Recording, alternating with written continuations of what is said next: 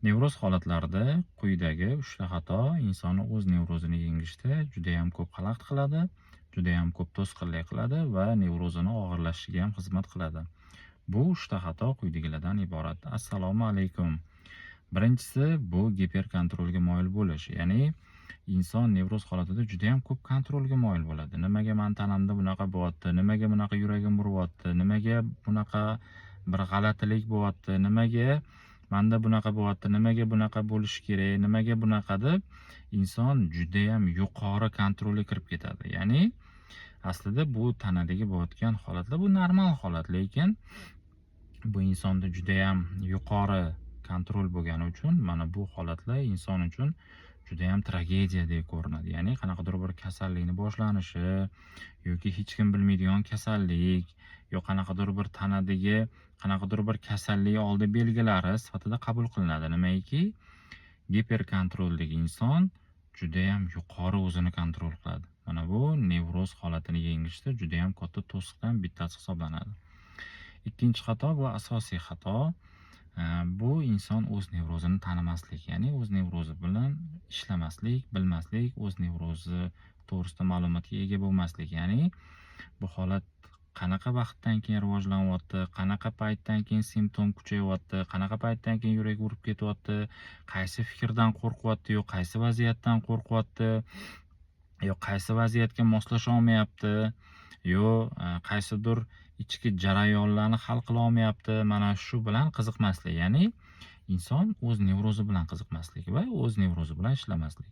Mana bu nevrozi asosiy xatosidan bittasi hisoblanadi. Nimaiki, inson qaysidir vaziyatni yengish uchun, undan chiqish uchun avvalambor o'sha vaziyatni bilish kerak, tushunish kerak. Inson o'z nevrozi bilan ishlamas ekan, o'z nevrozini tanimas ekan, bilmas ekan, inson nima bilan kurashayotganini ham bilmaydi va bu holatdan qanaqa chiqish kerakligini ham bilmaydi. Uchinchisi, bu juda ham katta nevroz holatidagi illyuziya. Bu hozirgi juda ham internetda juda ham katta kolичество noto'g'ri informatsiyalarni o'qib, men hamma narsani bilaman, menga mutaxassis kerak emas, men chunki hamma narsani bilib bo'lganman, hamma narsani o'qib bo'lganman, menga videolar ham kerak emas, menga hech kim kerak emas, men hamma narsani bilaman deb ko'p inson illyuziyaga kirib ketadi.